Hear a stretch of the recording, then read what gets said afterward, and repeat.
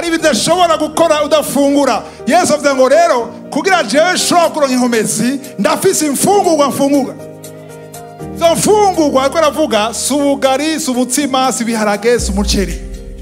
Zitwa gute? Ubugombe. Ibihimbara Imana nuko wewe ufungura ubugombe bwayo. Wowe witeze gukora ibyo ashaka, aho ni umuhimba. Ubuntu bw'Imana ntubuvuge muri kahise, ugena nabwo. Kirazira kubusiga, aho uja hose gendana na Yesu, gendana n'ubuntu bw'Imana.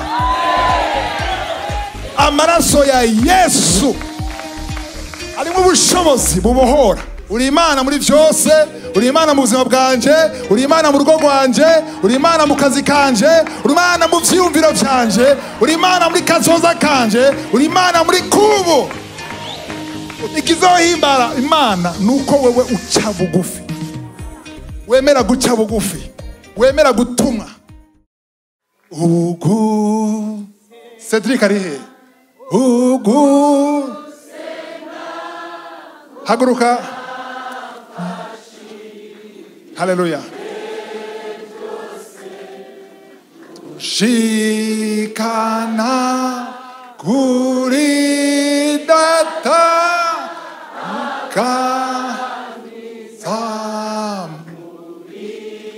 kandi isatania eye kasuku bose ibieta gawo. Hallelujah. Senga kura kwariwe yes naundi sinzoreka kumusenga zomu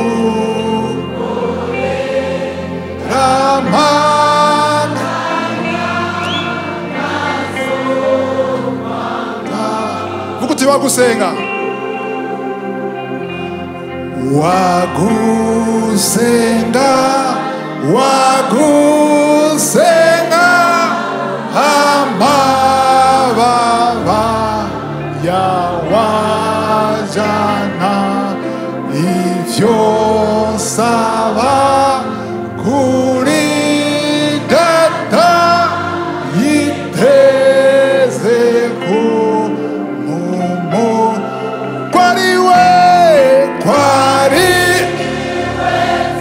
yes naundi sinzoreka n'umusi n'umwe komose nzomukorera amaganya ko ntazokwanga. Haleluya. Zokwama niho zochanero rigwa amarayika. Haleluya. Bakutungane imbere y'Imana. Haleluya. Ndirimba n'umunezero. Haleluya. Kugusenga ari gukuru. Haleluya. Data uri mu ijuru turaje imbere yawe. Haleluya. Turashima presence yawe. Urakoze mpemu yera. Urakoze ko tugendeye. Urakoze ku ijambo tugiye kumva. Urakoze ku muntu wese wazanye hano. Nawe waje kugihamana. Turiteze Holy Spirit. Turiteze. Ndumva ko ari mpemu ingufu zaje kuzibira ijambo. Turafashe autorite. Waduhaye ubushobozi bwo gukandagira inzoka na scorpion. Nta mpemu n'imwe ishobora kutuzibira. Turashaka Mana ijambo ryawe. Ndavuze ni ijambo ryawe. Ijambo ryawe. Ijambo ryawe niribera rwose. Ribe rema rivuye mu ijuru. Abari imbuto ibibwa muri mitima yacu. Niride rigaruka imbere yawe Mana. ijambo ryawe niriza rigaruka imbere yawe nkuko ryaje, nkuko imvura itagaruka itakuze ubugombe bwawe, ino jambo rikora ubugombe bwawe. Icyubahiro kuganza Mana kibi cyawe mu izina rya Yesu. Yes, amen. Haleluya. Ijambo ry'Imana muri Yohana 4:34. Jean 4:34. Yesu arababwira ati ndya zanje no gukora icyo uwantumye agomba no guheraheza igikorwa ciwe. Asubiramo gute? Yesu yababwiye gute? Ati ndya zanje no gukora icyo uwantumye agomba no guheraheza igikorwa ciwe. Hari umuntu yambwiye ngo indya ngo gisona nabi mu Kirundi, nivyo? Imvugo mbabara amatwi bavuga gute? Aha. Reka tuvuge Yesu yababwira ngo imfungurwa zanje niki? Vuga uti imfungurwa. Aha Yesu yari kumwe n'umusamariyakazi, nkuru murayizi, yari kumwe n'umusamariyakazi, abigishwa bari bagiye kugura imfungurwa, asigara ngaho. Yesu amusaba amazi, nkuru murayizi, sivyo? Baje abigishwa ijambo babwire komeye ngo yabwira ngo ibya zanje canke imfungurwa zanje no gukora ico uwantumye agomba. Ugute agomba. Indya ziwe canke imfungurwa ziwe, imfungurwa zimaze iki mu buzima? Zigufasha iki? Imfungurwa zigufasha iki? Ninde atariye ejo basi? Barafunguye? Ejo barafunguye? Kubera ki wafunguye? Kubera nari nshonje. Kubera nari nshonje, sivyo? Iyo udasonza ntore kurya. Hamwe utosonza niho usura kurya. Tufata uno munsi niho usura gusonza, nta nzara usura kugira, niho usura kurya. Oya, hanyuma wobaho gute? Nawe utosonza, kubera uzi yuko ukeneye inguvu, uteza gufungura kugira uronke inkomezi. Niyo ko Imana yacishije mu gusonza kugira tujye nani twoja. Hari abatojya badashonje, sivyo? Rero hari imfungurwa ziguha inkomezi. No munsi nimba kurasimba nuko wafunguye. Yawe umaze iminsi 10 utafunguye ntuburi ngaha. Kumbura uri kumpanda. Sivyo? Umuntu yamaze iminsi 4 adafungura na gatoya, uramubona. Sivyo? Arifata, arashobora kugenda kurumva ko inkuvu nyinshi. Mwese muramukayangana mwese. Amen. Rero imfungurwa zitanga inkomezi. Umuntu adafungura aragwara, hari ingwara yitwa kwashi. Urayizi mwanzo ko umuntu agwaye kwashi nameze? Nuko bafite intetera cagira irende. Apana yirabura rero isukundi kuntu. Umwoya wera. Kubera iki? Hari ibintu bibuze mu mubiri wiwe. Hari bidashobora gukora udafungura. Yesu avuze ngo rero kugira jewe shobora kuronka inkomezi ndafise imfungurwa mfungura. Izo mfungurwa ariko aravuga subugari, subutsima, sibiharage, sumuceri. Zitwa gute? Zitwa gute? Ubugombe. Ni muziki David akanguka. Hatangura iki? Abantu biza kanguka ngandi ndashobora kubabona. David akanguka ivuga gute? Cyambere ni gute? Kwemera point. Abantu mwemera ubugombe bw'Imana point murafashwe. Aha. Kuvuga ngo kwemera ubugombe bw'Imana biroroshe. Mugabo niyo. Aho rero ni kibazo gikomeye. Niyo butandukanye umuntu wese umuye ngo urashaka ubugombe bw'Imana. Bien sûr. Amen. Niyo butandukanye n'ibyo ushaka attends, ça dépend. Bivana. Rero Yesu avuga jewe Yesu sintunzwe gusa n'ibyo mfungura. Yesu yarafungura ego, sivyo? Yesu yarafungura yambaye mubiri, yarasinzira, ariko yavuga ati inkomezi zanje sivyo niko nafungura biza muri jewe. Ikimi inkomezi icyo naziye ku isi igituma mbaho, igituma ndo inkomezi ni ugukora icyo wantumye agomba no guherekeza gikorwa ciwe. Haleluya. rero ibi mwe mu Imana mamishuri ati ibi si bya Yesu gusa. Yesu yaje kutubera akarorero. Twese ngaha dukwiye gufungura imfungurwa zitwa ubugombe bw'Imana. Amen. Ziri ngaha gusa bare ntibabishaka. Bashaka ubugombe bwabo. Haleluya. Nabwire kwemera ubugombe bw'Imana ni kibazo kigora abantu bose, kubera yawe wemera ubugombe bw'Imana ko buri nuba widodomba. Ntushobora kwidodomba usenga hanyuma ukemera ubugombe bw'Imana bugahinduka ubudashaka. Hari ubugombe bwawe hakaba n'ubugombe bw'Imana. Haleluya. Rero inyigisho yise imfungurwa zanje. Haleluya. Imfungurwa zanje. Apana zanje nyene, na wewe wivugire imfungurwa zanje. Imana ishimwe. Imfungurwa zawe ndazizi, urazizi wewe. Harabazi icyo basize rasiyo babwiye umukozi uzo guteka ibi, hamuvange n'ibi, hamushiremo ibi, ushiremo n'ibi. Urabizi. Cyane cyane abamama barabizi basika bafungura. Saa sita barabizi. Mbega urazi imfungurwa zawe z'impuhemu z'umwuka urazizi? Nagenda babwira yuko abakristo benshi, si abakristo benshi gusa, n'abakozi b'Imana benshi barazingamye. Mu Kinyarwanda bavuga ngo barananutse. N'ubuskelete bugenda gusa ambula. Akaza haleluya! Haleluya! Kumbe wewe ubona ikigangi kisonzesha iminsi 7 adafungura atanywa amazi, mwa mwijiro ubona akaskelete kameze gutya. Kwera iki? Nta mfungurwa afungura. Ntiyemera ubugombe bw'Imana. Asenga iminsi 7, iminsi 40, ariko arategeka Imana. Ashaka Imana ikora ibyo ashaka uko avyumva. Imana mu murongo y'ahantu ati Imana jewe ujya sinamwiyumvamo sinamushaka. Rondero yundi. Dossier ayishize hande.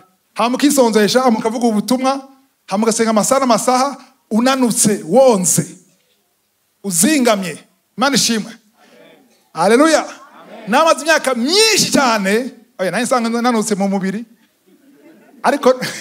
Ariko no mu mpemu nari nanutse nari nzingamye. Kandi senga abantu banyemera ngo n'umusenzi. Kwera iki? Nasenga nshaka gutegeka Imana ivyo nshaka. Au nom de la foi, kwera nizera ngashaka bibe uko jewe ndabishaka. Amen. Rero jewe navuga ngo ndizera ngo ndi mu mpemu. Ariko ngenebere y'Imana nkarira nkibaza ko Imana iza guhindura kwera amarira. Ndazwa arabari ngaha ameze gutyo. Wagiye imbere Imana kurira ugasaka wibaza ngo amarira yawe arahindura umugambi w'Imana. Nicyo tukiya twiga no munsi. Aje no munsi nka amen zike, ariko nta kibazo ndakomeza. Yohana 5:30. Jean 5:30. Ntacyo nshobora gukora nigeneye. Wenda ko ravuga Yesu umwana w'Imana nzima yavuye mu ijuru, waravutse. Yesu ni yavutse. Amen. Bazi ko Yesu yavutse, ngo yavuye mu Maria. Eya muri mu Baheburayo yabwiye Imana ngo ndemeye kugenda imbere yuko avuka. Ijambo ry'Imana rivuga ngo Yesu yaremye vyose, ngo vyose vyaremwe nawe. Ngo kubwiwe imbere yuko Adamu aremwa Yesu yariho. Kandi niwe wamuremye. Ijambo ry'Imana rivuga. Uwo rero yaremye vyose, afite ubushobozi bwose, atataye yakoze, yemeye kuza ku isi kwera wewe nanje. Haleluya. Aravuze wenyene kanwa kiwe ntacyo nshobora gukora nigeneye jewe jenyene. Wowe urinde? Nimba Yesu atashobora gukora, wowe ushobora gukora iki? Attention, ndi umukozi w'Imana. Uri iki? Yesu wenyine avuze ntacyo nshoboye. Jewe Yesu ntacyo nshoboye. Uko numvise niko nca urubanza. Kandi urubanza nca rurabereye. Kuko ntarondera ivyo nigombera. Subiramo. Kuko ntarondera ivyo nigombera. Kandi kuko ntarondera ivyo nigombera. Abo hanze nibavyumvise. Kuko ntarondera ivyo nigombera. Navyumvise? Kuko ntarondera iki? Ivyo nigombera. Parce que je ne cherche pas ma volonté. Ariko ndondera ivyo wantumye agomba. ndabwira ikintu kimwe, uko turi ngaha amajana ngahe tworondera sa volonté ubugombe bwiwe twohindura kino gihugu. Twohindura kino gihugu tungana gutya gusa. Kuko narondera, sindondera, sinsengera, sinifuza. Mbega usengera iki wewe? Usengera ubugombe bwawe, usengera vision yawe, usengera umukobwa wifuza, umugabo wifuza, inzu wifuza, igihugu wifuza, visa wifuza. Ivyo vyose ukurondera, sivuze ngo vyose sivuye ku Mana, mugabo vyinshi muri ivyo bivuye kuri wewe. Bijanye na kamere yawe, na goût zawe, na preference zawe. Yesu yari afise preference nawe nyene, kuko yari yambaye umubiri. Yari afise ibintu yashaka kwifuza, avuga ati ndafise ivyo nifuza, rero ivyo nifuza jewe Yesu ndabishyize ku ruhande, ndabiretse, ndavyihojeje, nubwo nabishaka.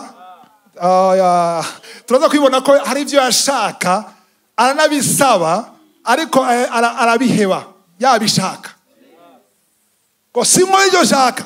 Nuvuga yuko inkomezi Yesu yarafise, amadayimoni menshi yaravayo, abigisha ko bakemeya. Muzobera mu Matayo 17 hagagera amadayimoni akanka kuvayo, ariko Yesu aje agacavayo, kandi yahaye ubushobozi bwo gusenda amadayimoni mu izina ryiwe. Kwereke hari aho byabananira, Yesu akabishobora. Si kwera ari Yesu, ni kwera Yesu yari afise izindi mfungurwa bo badafungura. Bo bajya ubugari gusa, wowe yajya ubugombe bw'Imana. Yesu yajya ubugari n'ubugombe bw'Imana. Abigisha bajya ubugari gusa. None nawe ujya ubugari gusa? Nimba ujya ubugari gusa, hari amalimite rero mu buzima bwawe. Amen. Nimba ujya ubugari gusa, uzoronka ifuwa, uzoronka n'inda, ariko mu mpwemu uzowunanutse. Kandi ndabwire Satani arazi ko nabonze, abananutse nabonze arababona mu buryo bw'impwemu. Naco nshobora gukora nigeneye. Ubu isengesho namwe ariko rasenga, Mana sinshaka gukora ico nigeneye. D'abord banza utangura ubisengere basi. Apana vuga ngo kuvyemera gusa. Banza utangura ubisengere. Wumvise vyanse, mwemu yera shoboza kureka ivyanje binyuranye n'ivyo wewe ashaka. Mani shimwe. Haragira ngo naize vendredi y'amajambo nandika kuri Facebook, navuze nti unyime ibidahwanye n'icyo ushaka. Ntubime ubinyime. Nubwo vyonjohera ntavyo nshaka. Vuga ivyo nshaka. Abantu nkwenga ntavyo nshaka. Vuga ntavyo nshaka. Kwizera ntavyo nshaka. Nshaka ivyo yateguye ku bwanje. Vuga uti nshaka ivyo yateguye ku bwanje. Byature. Ko mutinya kubivuga. Gashasi ni kwegere mbevyo tabipfa. Bivuge. Ndabwira ikintu kimwe, ivyo ushaka bikuryoheye binyuranye n'ivyiwe n'uburozi. N'umutego, nta mugisha numwe ukurikira ibintu binyuranye n'ivy'Imana ishaka. Bivume biba bikeya. Amen. Ushaka jet privé, Imana igushakira ikinga, emera iryo kinga. Ushime Imana mu kinga. Kuko uzoja mu ijuru unezerewe. Kandi Imana izokora ibyo yateguye kuri wowe. Amen. Hari inyigisho zivuga ngo ubunyabakristo bose mwakwiye kuba amamiliyone, abana bageze ku bantu bitwa kuba abamiliyarderi. Ngo umugambi w'Imana nuko abantu bose baba abamiliyarderi, abapatron, ababosi. Ababosi ntibazazokorera ababosi. Abantu bose baba ababosi neza b'umukozi. Imana ateguye ko aba ababosi akaba naba. Niko bimeze. Igikuru si ibintu bifatika. Igikuru ni ukuba mu vy'Imana ishaka. Haleluya. Yesu yavuze ngo umwana w'umuntu afise ahawe, inyoni zirafise ivyari, jewe sifise naho njyama. Yesu Kristo nta adresse yari afise, kandi yarahimbaye data. Kwe kibaza ngo uzohimbara data uronse ibi canke ibi canke ibi canke ibi. Icyakomeza Yesu, cyanezera Yesu nuko mu mugambi w'Imana. Naco nshobora gukora nigeneye. Ndakunda ahantu. amen. Ngo ariko ndondera ivyo wantumye. Mbega ari wagutumye? Ari wagutumye? Ivyo wagutumye, wagukijije, wakuremye agomba nivyo ukwiye kurondera. Imana ishimwe. Abikorano ba mbere 15 umurongo w'10. ariko ubuntu bw'Imana nibwo bwatumye mba ukondi. Indira wakavuga ni Paulo yarafise ubuntu budasanzwe bwo gutahura ijambo ry'Imana gusumba bose. Paulo Imana amukoresheje ibitangaza vyinshi, ibimuga birahaguruka, ingwara zirakira, ibintu bitangaje vyinshi, kandi yaje mu nyuma ya ba Petero. Ariko ubuntu bw'Imana, vuga ubuntu bw'Imana. Ubuntu bw'Imana ni iki? Ni ubushobozi. Ubuntu bw'Imana tubutahura ukundi gusuma uko wari ubwumva. Komeza. Kandi ubuntu bwayo nagiriwe ntibwabaye ubw'ubusa. Ubuntu bwayo nagiriwe ntibwabaye ubw'ubusa. Amen. Ariko natamye kurusha bose. Yatavuga ngo kubw'ubusa, mu Gifaransa avuga ngo sa grâce envers moi n'a pas été vaine. Ngo ariko natamye kurusha bose. Mwana wajambo nakoze gusumba bose. Aha rero ari ikintu gikomeye akosoye Paulo. Abantu bazi yuko ubuntu bw'Imana uca wiyicarira ngo n'ubuntu burakora, ngo Yesu arakora, ngo impano zirahari, ariko yarakoze gusumba bose. Hari ikimazi utanga nubwo ufise ubuntu, nubwo warose ingabire, hariho kwitanga, hariho ikintu cyitwa discipline. Vuga uti discipline. Amen. Hariho kuvyuka mu gitondo, hariho gusenga, hariho kwica d'abord, ukanga gucererwa, ukaba kwisaha, hariho kutabesha, hariho kwiyima gufungura, hariho gukorera abandi. Ngo nakoze gusumba bose. Nubwo afise ubuntu yarakoze gusumba bose. Ariko gasigurira neza ngaha yuko gukora cyane byatumye aba icari. Gukora cyane biraherekeza ubuntu. Hatangura ubuntu, hama gukora bigakurikira. Hatangura ubuntu, discipline igakurikira. Nani shimwe. Ubuntu butumike. Aha ndakunda umurongo cyane. Ndabasigurire igituma abantu bose bambaza ngo umunsi tuhaize igikorane cyo muri Abidjan, hari umuntu ari ino ngaha mukozi w'Imana yandikiye ngo none wiyumva gute? Muri umwanya wiyumva gute? Wari kumwishura gute? Muyaza ko niyumva gute? Ubonye ibyo bihejeje gukora. Ikintu cyama kimfuka ni 1 Corinthiens 15:10. Ariko na mbere 15:10 iragukorora. Nawe ushaka kuduga kigukorora. Kagushira hasi. Amen. Nubwo akora gusuma bose, ariko natamye cyangwa nakoze, vuga nakoze nubwo natamye. Ariko nakoze kurusha bose, ariko si jewe. Geza ngaho. Ariko si jewe. Tumusengere Pastor Pio. Haro ritme ndiko sishaka kusubiza inyuma. Amen. Ariko si jewe. Wanyagona numva jewe, cyangwa vuga njewe. Mugabo baravyumva. Ariko si jewe. None ninde? Yo bari wowe gayemo. Oya. Eka si jewe. None yo bari nde gayemo. Oya si wewe. Beka shaba ninde? Irachabaho. Je nataka kumva ninde ndakana kana gutya. Ngo bari wewe. Ngo si jewe. Ngo none bari ndega yemwe. Tukatumenye bari we rero no munsi. Haleluya! Tugira tumenye wabikoze. Tumenye ukiza abagwaye. Tumenye uzura abapfuye. Ufungura amaso. Ugurura kanwa kabadashaka kuvuga. Tumenye uwohora imbohe zaboshwe n'umugi, zaboshwe n'ubusambanyi, zaboshwe n'ubwicanyi. Ninde?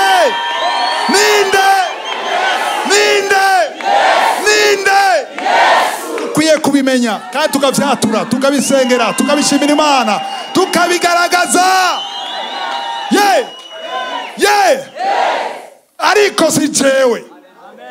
Komeza pia. Yamara n'ubuntu bw'Imana bwari kumwe nawe. Ikinakuze ngaha. Yavuze ngo ikirundi bavuga ngo bwari kumwe, mu gifaransa bavuga ngo qui est avec moi. Bana bwari kumwe ngo bwaragiye bwariye. Kirazira ko bugenda. Ubuntu bw'Imana ntubuvuge muri kahise. Ugena nabwo. Aho uja hose. Hey! Genda na Yesu. Kirazira kubusiga. Aho uja hose gendana na Yesu. Gendana n'ubuntu bw'Imana. Ndakunda ngaha ngene yavuga ngo la grâce non pas moi. Nubwo nkora cyane. Nubwo nitanga, nubwo mbyuka amajoro, nubwo nsenga amasaha menshi, nubwo ngira ibishoboka byose, nubwo mpeba ibyanje, si jewe. Ibyakoretse byose si jewe. Utarabitahura uzogira ubwibone wibaza ngo ni wewe. Satani ashaka kukubwira ngo ni wewe. Akantu gatoya gusa ukoze gato gose. Satani ashakongurira ngo uri gihangange. Yo. Genda kuri statut. Uvyigumane nubirarane. Bigaragaze. Bamenye kuri gikoko. Si wewe. Ninde none? Yo barinde ga yemwe. Ninde? Ubuntu bw'Imana bakavuga Yesu. Yesu niwe buntu. Ubushobozi bw'Imana nibwo bugushoboza gukora ibyo ukora byose. Si bitangaza gusa. Kubona waje ngaho utambuka n'ubuntu. Kubona ushaka kundana amaso yawe n'ubuntu. Nimba wafashe imodoka yawe ukademara ukaza ugaca muri circulation ugashika ngaho ta accident n'ubuntu. Nimba uhema ugasura ugasohora n'ubuntu. Nimba uhagara ku maguru yawe n'ubuntu. Bisaba kubitahura kugira ushobore gushimira Imana. Abantu batarabitahura bazoza imbere y'Imana bidogera ibintu bifadika gusa. Aravuga Mana none jewe hari ubuntu ufise buri anatante burarindiriye kushima. Uri kurasaba, uri kuringinga, hari ubundi buntu buri kuri wewe utanabona n'abandi babona. Ariko Imana irindiriye ko ubanza gushima kuri ubwo buntu ufise bwa mbere. Amen. Ndakunda ganganisha bavuga ngo ubuntu aha bavuga ngo la grâce qui est avec moi. Ndakunda gusaba bavuga qui est avec moi kuko kenshi umaze gutahura yuko buri kumwe nawe nuva yuko nk'umumarayika. Nabitawe nk'umumarayika, sivyo? Kuja mu Imana bavuga yuko hari umumarayika. Abaheburayo bambice cyambere murongo wa 14 abakijwe bose basaba marayika. Muri umumarayika nimba rakijijwe hari umumarayika mujana ahuja hose. Ase mission yo kukurinda kukuzigama. Amen. Niba ari gikogwa Imana guhaye kindi hari umumarayika gushoboza ico gikogwa ufise. Mana majambo ubwo buntu bw'Imana cyangwa ubushobozi bw'Imana bujana nawewe intambwe ku yindi. Aho uja hose buri kumwe nawe. Amen. Aho winjira hose mabiro yose ujamwo kwishuru ujamwo ubwo buntu bw'Imana buragukurikira buri kumwe nawe. Satani ashaka kumvisha ko buri muri wewe ubu controla uko ushatse. No, buri kumwe nawe kuko bwategetswe kukujana na wewe. Haleluya. Akanashize muna gaki. Aha, buri agize neza. Atinye gukora kuri bwari. Ega n'umuntu yabyanditse yihenze no ushaka kubihenda. Cyo bihinda naho. Abamizirima bavuga ngo kora ngo yavuye mu ijuru imanuka gutya yanditse n'urutoke rw'Imana. Ntukore ko kuko ni Imana yanditse. Mugabe bigenze Imana yabyanditse n'umuntu yanditse yitwa Paulo arandika gutya. Hacaza traduction mu Congereza mu biki mu Gifaransa hari amakosa abamwo kwera kwihenda gusobanura. Amen. Ariko nukumva yuko buri kumwe nanje ubunyene. Imana ishimwe. Wow. Biraryoshe kumva ko buri kumwe nawe. Amen. Iyo ushonje ugasonza ukumva ko buri kumwe nawe biraryoshe. Ndashonje ariko buri kumwe nanje. Ntibigenda neza ariko buri kumwe. Hano bano hateba mbwa katwandanye.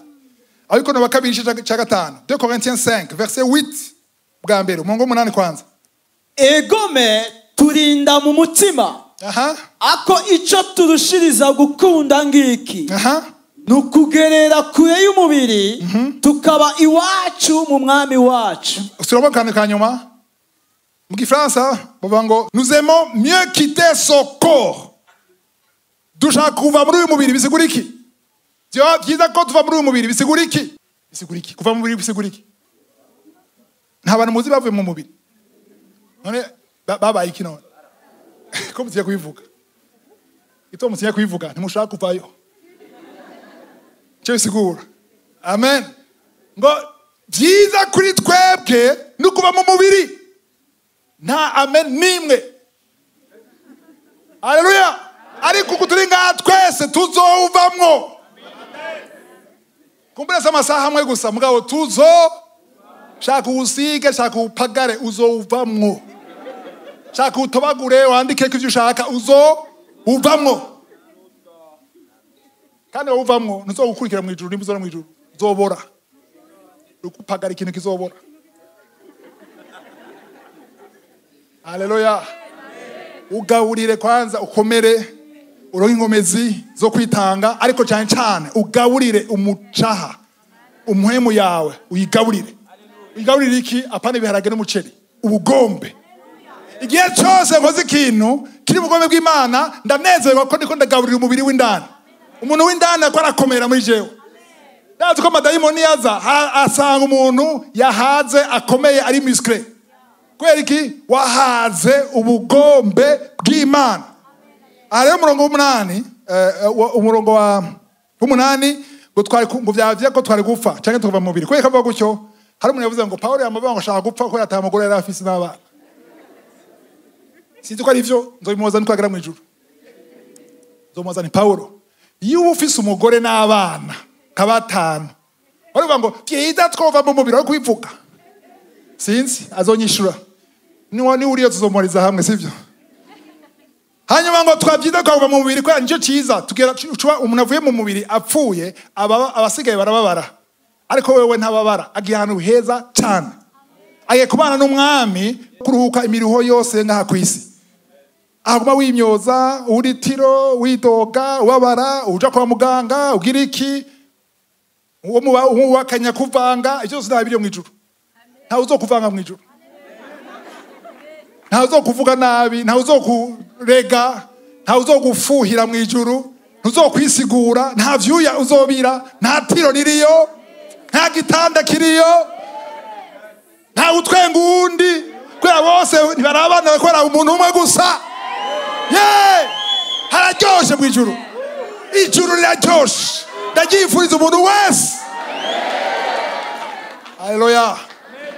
Iyo kuringinga umuntu ngo akira Yesu abanza urindire shaye vy'isi ndashafise ivyo bimboshe.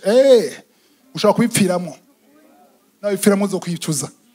Rero avuga ngo byiza twari kuva mu mubiri siko niko yavuze umurongo 8 ngo kandi tukagumana demeurer auprès du Seigneur. Icenda rero soma umurongo 9. Kandi nico gituma tugira umwete wo kumunezereza. Subiramo tugira umwete wo gute? Wo kumunezereza. Umwete wo gute? Kumunezereza. Okay, ngaha bayivuze mu Gifasoni. Abarundi n'abafasoni cyane. Aha mu Gifaransa umurongo 9. Que c'est pour cela que nous nous efforçons. Turihata. Kugira duhimbare ndiho. Kwimbara ndiho sakabuton vyonda.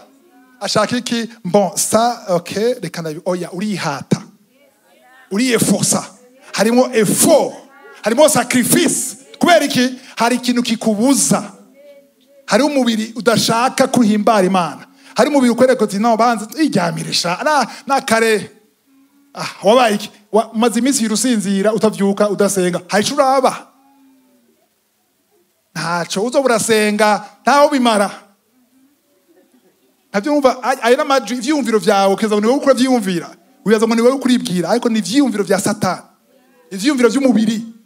Ubwo ati ntaco vyihoze. None ni akizwazo kizwa. Mbako mwiruka inyuma none. Turihata kuya tumuhimbare. Nous nous efforçons de lui être agréable. Je tiens à souligner, nous nous efforçons de lui être agréable. Kwihata ngo tugira umwete. Umwete no kwihata ratandukanye, sivyo? Umwete no gukerebuka igusha kwihata. Wihata nko umuntu adashobora gutambuka neza, sivyo? Yari yamaze iminsi ari paralysé. adashobora guhaguruka batamuteruye akabati rero no munsi ngagerageza kukwihata mpaguruke ugasanga akora ihata wose umwete hariho kwihata hari ikintu kikubuza natugaye makitokunda ariko avuga uti vyanse bikunze ijya nkunda nabizi ijya nifuza nabizi ariko ndavyanse vuga ndavyanse yaje ku ruhande naho byo bibabaza kazimanze yuko ni mugambi w'Imana Imana izompoza haleluya uriye forsa kuba muri we kumuhimbara ngo waba mu mubiri cyangwa utari mu mubiri haleluya iki nagikunda ko zo kwihata c'est forcé Imana ishimwe haleluya tukaturabe Yesu rero amasengesho yiwe nawe nyene yuko amasengesho yiwe ntiyamari pare inga ni mirima suko vyama imisi yose kuko Yesu yarameze nkawe nkanje nubwo ari Imana yigize umuntu cyo gitwandukwiye kumwigana Imana ishimwe Yesu yaragira itiro Yesu yarasinzira haleluya ndababwira abantu ni Yesu yaravutse kujya avutse mama wiwe Maria yarateye ibise kujya mama yateye ibise Yesu baramuhinduriye amakushe kujya guhindura amakushe Yesu yaravuye aronka aravura aravuga da atazi kuvuga umwana Imana nzima yigize umuntu irigira kabebe katazi kuvuga arakina mabiye ishokera mabiye ariho agavuga yakinye mabiye yakinye mama nikamate basi yakinye ibikina by'abana dukina tw'abana n'abandi yariyo none bakamuka mama nidakwiye Yesu si byiza dusubire ego mama sisubira ari Imana ije gituma abantu batamwemera yuwabo bamubonye akana gato baramubonye abashinga nahe bariko baraganira amabanga akomeye ukazana kana karaje peti ukora iki ngaho genda kwa mama kubera ikintu hari bazi bakora bwira ntibazi ko kwa kankamiro wabaremye bana umusumara ari introduce mu rutsengero 12 ans akana karo urondera iki ngaho katanga kwabwira ibishije mu byanditswe barakaraba ubwo genge wabukuye he nyamenye ko ivyandikwe byose yavuze ngo ibi byose bivuga jewe kweriki yaciye bugufi yigira umuntu kugira yumve imibabaro yacu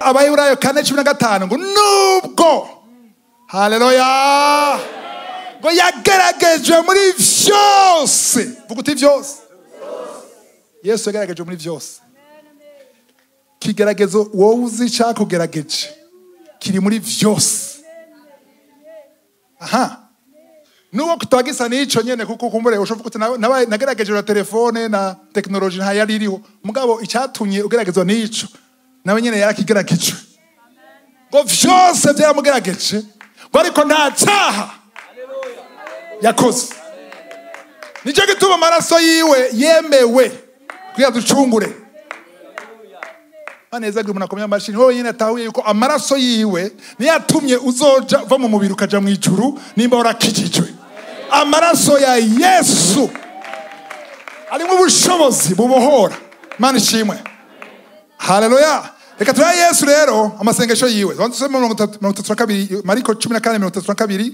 Mark 14:32 maze bashika ahantu hitwa Igetsemani abarira abigishwa biwe ati bamuricaye hano mbanze nje gusenga abwiye bande ngo bamucaye ngaha baje gusenga jewe iyo mba muri bo nabwo ntusiga ngaha turajana yumvire bamubona agira ibitangaza bakambwira ati bamubonye ngena senga bacamubwira muri Luka 11 ngo twigishe gusenga kwiki mutamukurikira twigishe gusenga agiye gusenga gera nangu musenge 32 maze bashika ahantu hitwa Getsemane abarira abigishwa biwe ati bamuricaye hano mbanze nje gusenga 33 ajana Petero na Yakobo na Yohana atangura kumigwa no guhagarika umutima badabazi kitu kweki yarobanura batatu gusa kweki yatoye batatu mu bantu 12 atora abantu batatu. Nigiye agenda gusenga, agiye gusengera kuzura wapfuye atora abantu batatu. Igihe agenda ku busozi aho yahura na Mose nande na Eliya yatwaye batatu. Hari amabanga ari muri bo. Haleluya. Gira amasenga Imana ndashaka muri batatu. Ndashaka mu butora, ndashaka mu wizera. Imana ishimwe. Haleluya. Ugiye mu ntambara ubanza kuraba abakomeye gusumba abandi. Gukomerana gufungura ubugombe bw'Imana. Imana yigira confiance abantu bizera ubugombe bwayo. Abatwaye hanyuma komeza arababwira ati umutima wanje uri nakabonge kagomba kunyica. Aha, mugista France avango mon âme est triste jusqu'à la mort. Umva, mon âme est triste. Umutima wanje ufisiki akabonge bose rakumva bana muri Bujumbura mubakisha akabonge. Kabonge niki? Tuvuge mu langage Bujumbura. Mwabaro mwishi agahinda biragoye kuba Babylon. Okay, tufate umubabaro. Afise umubabaro apana muke mwishi. Ndakubaze iyo ugize umubabaro mwishi cukora iki? Urasenga. Benshi nibasenga muri twebwe. Niyo basenze bagenda kugira demande d'explication mbere y'Imana. Demande d'explication no kugenda kubaza Imana ati no sigurira ibi nibiki. Ninge nagukoreye ngene senga ngene nitanga ibi nibiki bisvuga iki? Abana bavuga ati akwa bon bimaze iki gusenga. Kanijyamira na kare nta kundi. Yarafise akabongo yase umubabaro. Ariko rengana bwira mugenzi wawe ati niwababara uzusenge. Ubivemo usenge. Yagize umubabaro atagira iki? Acabwira ngo mugume ngaha. Bamuragumye hano mube maso. Aha, 35. Yunguruza imbere gatoya. Aha. Yubama hasi arasenga ngo ico gihe kimurengana. Arasenga ndakunda ko yasenze arifise umubabaro. Yase umubabaro yuhe? Yumvira kuye yuko uzi yuko bagira bazo gutwara kukumanika, kugukubita, kugucumita, kukwica. Bagutelefone ngo police raje bageze ku Mutanga Sud baje ngaha gutora. Kandi nibagutora umenye ko masama kezo wapfuye. Ugomeze gute? Umubabaro mukeya mwishi. Yumvire Yesu yagize umubabaro mwinshi kandi aziko yaje kubera ico nyene. Jicamuzanye. Yaje kwicwa. Yaje gupfa. Yaje gutanga amaraso yiwe kugira ducungugwe. Kanivira ko nimba agize umubabaro mwinshi yaba ari Paulo shavuga gute? Aha, harageze ko ngenda. Haleluya. Ariko avuga. Tuzobifusura mu ijuru. Yesu wenyene yagize umubabaro mwinshi. Wewe Paulo uvuga ngo ndikigange nivire ngaha ayi. Gupfa muri Rumbashi 17 bari bamfashe bansha muri kasho n'abasirikare bamubutu banzungukiye. Nabesha sidatinya ko ngiye gupfa. Nakitinya gukubitwa. Narumva akamoto kafuwe. Mana nimba ushaka kuntwara ntibankubite bandasa ariko ntibankubite. Natinya cyane gukubitwa gusumba. Neza ko Yesu rero ntiyatinya gupfa, yatinya kubabara. Umubiri nukunda kubabara. Umubiri hari icyo udashaka ariko umubiri wo kurashaka ibintu binyuranywe bitandukanye n'ubugombe bw'Imana. Mwibuke ko Yesu yari yavuze ngo imfungurwa zanje no gukora ico wanungitse agomba. Rero hageze ahakora ico murungitse agomba agira bidahwe. Agira vyange barazanye isahani ntashaka. Uwo ninde? Yesu. Rero umunsi wageze ahantu ugasanga kuranga ikintu kinyuranye n'ubugombe bw'Imana nibisanzwe. Ko na Yesu yaramushikiye. Ariko nibigarukire ngaho. Nibigarukire ngaho. Mwe mu Imana zo kwibuza ati nubwo wanzijya sahani nta yindi ujya nijya nyene. Nta yindi nijya. Amen. Ashaka guterera Yesu ndavuga ngo yubama hasi arasenga ngo ico gihe kimurengane asangwa bishoboka. Umviriza mbasanga bishoboka. None umva byoshoboka gute?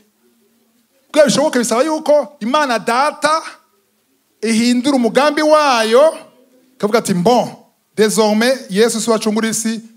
Petero yakwasa ibintu harigiritsa ibintu bituma Imana ihindura turo program systeme yose yihindure kwera wewe basangwa bishoboka ubize basangwa bishoboka murongo wa 36 ati abadata byose atanga vuga gute bene majambo atanguye muri adoration amen kera narizi ko adoration ituma Imana ikiryoherwa igacinshizamo jeyazo ko Yesu nawe nyine vyagiragire wewe ufite umubabaro utanguye muri abadata ngayaza yuko hava agico yibwira komeza abadata byose biragushobokera sira ngo uri El Shaddai El Gipo urategeka uravuga byose bikaba none gasha kino gikombe ariko nkubitswe by'ukuri ntambaye ubusa umwana w'Imana nzima maramara imbere y'abantu bose ari n'amasengesho tugira kenshi mana oya simaramare vraiment n'umukozi wawe yo apagani bo oya nawe nto ivyo bagutyo niho shikana ngaho hose abadata byose biragushobokera komeza kura iki gikombe kindengane aho rero yabaye clair yanje kwicisha muri abadata byose biragushobokera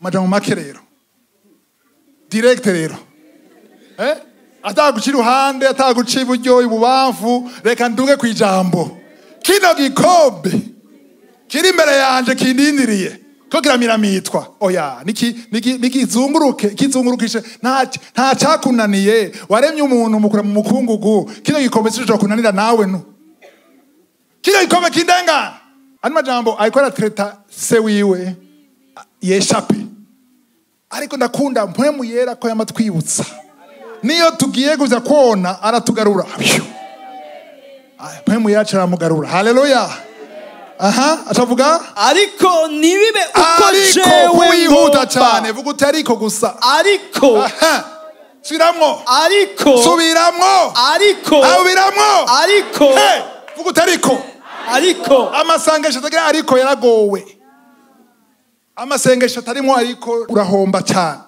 satani akunda yuvuga ata ariko iyo ariko rero akenewe cyane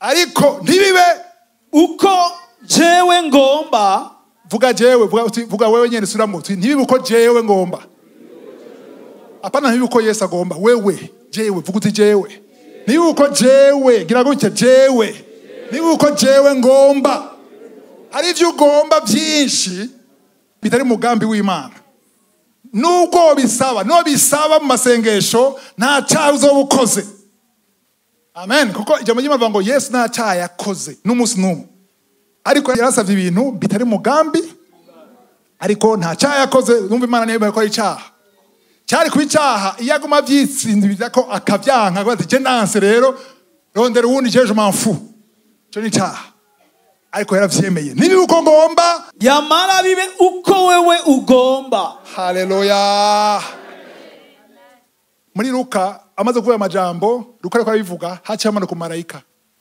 aramanuka kumukomeza vuga Luke 22 aramanuka kumukomeza kumufortifia mani shimwe igituma Yesu biciyemwe niko habonetse gufungura inkomezi haboneka marayika aramushoboza aramanuka amukomeza amucisha byo atari gushobora wenyene Yesu ntavyo gushobora haleluya cyatse kwera yuko nawe we ntavyo woshobora n'umunsi numwe atari Yesu agushoboje Imana ishimwe haleluya aya majambo akora bafasha ivyo usengera byose ibisi ntiraye by'umubiri gusa n'ivy'impuhemu n'igikorwa cy'Imana ushaka gukora banza usenge vuga uti Mana ndashaka numva umutwaro ndashaka gukora ikintu ndashaka kugenda kuvuga utumwa hariya ndashaka gushigikira bariya ndashaka gushigikira iki ndashaka ibi hanyuma ndashaka bibe uko we ushaka iyo udashaka ndavyanse iyo ni exercice kuyogira misi yose mu gitondo iyo udashaka ndavyanse iyo udashaka ntavyo nshaka ndashaka ivyo ushaka ndakunda ivyo ukunda ndanezerewe n'ibyo bikunezera ibitari kunezera ntibinezera. Imana ishimwe. Ivyo rero biboneka mu bintu byose ukora. Uri mu kiyo uri kurambara banza urabe ibyo wambara, Mana urabinezerewe. Mbega hari umuntu vyotsitaza, niba vyomutsitaza umuntu wapfiriye ku musaraba wa Yesu agatsitara kubera ibintu yambaye biragahera. Ndabiretse ndabize ku ruhande, ndashaka ibiguhesha icubahiro. Uzo ukura fungura asha ndema mu mubiri n'ibiki vyo gute bijya byose umuzi muga mu buryo bw'impwemu, urakomera mu buryo bw'impwemu. Satani abura haca, Satani imbara kinatinya, aratinya abantu baba mugambi w'Imana. Iyo uri umugambi w'Imana aragutinya kubera iki? Ufise ubushobozi. Amasengesho mazima si amasengesho amara amasaha menshi, n'amasengesho yemera ubugombe bw'Imana. Amasengesho ahimbara Imana n'amasengesho areka Imana ikaba Imana. Ndabisubiramo, amasengesho areka Imana ikaba Imana. Amasengesho areka data akaba data. Amasengesho areka ndiho akaba ndiho. Nushaka kuririmba uti uri Imana Mana, uri Imana Mana, uri Imana nyamana. Akarimbo ndagakunda mugabo ndakunda kubera iki? Wobwi Imana wa Mana, uri Imana. Uri Imana muri byose, uri Imana mu buzima bwanje, uri Imana mu rugo rwanje, uri Imana mu kazi kanje, uri Imana mu vyiyumviro byanje, uri Imana muri kazoza kanje, uri Imana muri kubu, uri Imana ma decision yanje yose. Uzokwa muri Imana. Niba ntumi bidashoboka ntashobora, uzonshoboza. Hari ibintu Imana ishobora gusaba ukabona ko ari Imana yigusavye, ukabona navyo ushoboye, uvuga uti nubwo ntabishoboye ndazi wewe ko ushoboye, ndashaka ushoboze. Amen. Utahari sishobora. Mose yaramurungitse, Imana amubwira ati nzoguha umumarayika akomeye aje imbere yawe. Mose aravuga ati okay, ni vyiza ko maye umumarayika, ariko utaje nawe umumarayika simva ngaha. Apana simva ngaha, nituva ngaha ndashaka presence yawe. Ikintu cya mbere ukwifuza mu buzima bwawe ni presence y'Imana. Imana igendane nawe aho uja hose, umenye yuko uri kumwe n'Imana. Abantu bashaka guhimbara Imana barahari ngaha, turi bakeya. Ijuru ribabone. Aha amaboko yanyu yafotowe, hari yanyu bafotoye ngo pyak. Nosura gufyura umunwa mono kwa kuboko wawe, kuboko kwawe. Haleluya. Umviriza, ushaka guhimbara Imana sukwiruka amasaha menshi, sukusanga amasaha menshi, sukuja mu mitumba ukavuga ubutumwa hano hose, sukufata indege ukajana hose ukagira ibikorane, sukabana ibihumbi amajana bakizwa. Sivyo. Imana ihimbagwa n'umuntu akora ivyo yonyene ishaka. Cyangwa babwira Petero, yagira Petero ba Yakobo nyene, yagira ati nimusuvuga ngo mugira amahema ngo bangana na oya na Mose na Eliya, ntibishoboka. Uyu n'umuhungu wanje nkunda kandi akamimbara, mon fils en qui j'ai mis toute ma confiance. Cyangwa bagiye mbagire Imana, ndashaka kandi ukavuge kuri jewe ndakumve basi. Ndashaka uzokavuge nazo uko ukura kavuga mbwa, ndashaka ukavuge ndakumve kuryoherwa yuko ndiho anezerewe na wewe, akwishimiye. Ntushaka kumwimpressiona kwa amasengesho wasenze, kubera ibikorwa wakoze, kuri abantu bazanye kuri Yesu. Ivyo byose si wabikoze, ni bwa buntu bwiwe bujana nawe bwabikoze. Ntwabyumvise. Nimba wazanye abantu 500 kuri Kristo, sivyo? Umenye ko ari ubuntu bw'Imana bwari kumwe nawe bwabazanye. Wewe wabaye igikoresho, abantu babona wewe ntibabona ubuntu buri kumwe nawe butagaragara. Amen. Ivyo rero bihimbara gose Imana ngo nuko zanye abantu benshi. Ibihimbara Imana nuko wewe ufungura ubugombe bwayo. Wowe witeze gukora ibyo ashaka, aho ni umuhimba. Hari abantu benshi bazo muri Bibiliya Matayo 7, abantu benshi bazozana kuri Kristo, bazo deliver, ama deliverance, bakabohoka, ibitangaza gakoreka, impumyi zikuguruka amaso, bakabura ijuru. Bageze imbere ya Yesu akavuga ati no, ibuka cyagikorane, ibuka cyakimuga, ibuka yampumyi ngo mva imbere yaje. Sinigeze ndakumenya kubera iki? Byarakoretse bikorwa n'ubuntu bibaza ngo nibo bari mu byaha no mu kugarariza batumvira Imana. Haleluya. Ikizohimbara Imana nuko wewe uca bugufi, wemera guca bugufi, wemera gutumwa. Abana bawe bose urabakunda, sibyo? Na mwana wawe nikigaba uramukunda, igito gitabwa he? Nashaka kubita mwibarabara ngo nindashaka kuhurira no mwana. Ufise imbwa zitanu ikumena umutwe urashaka kuyigurisha cyangwa kayita. Cyangwa kaja kuyica. Mbwa mwana wawe numwica, numuta, nuwawe uzobana nawe, umwihanganire unyinyigo mbwa kubana nawe. Mbwa guhimbara. Na ugenda hego muri kura mwiyumvira. Wiyumvira wawe uda kunezereza akora ku mutima wawe. Niko ndiho meze ku bantu bamwumvira. Haleluya. Nakangwa n'ibikorwa urakora, ibikorwa ni vyiza. Ibikorwa biraherekeza. Amen. Matayo 6:33, Matthieu 6:33 ndarangije. Ariko mubanze mwitwararike ubwami bw'Imana no kugoroka kwayo.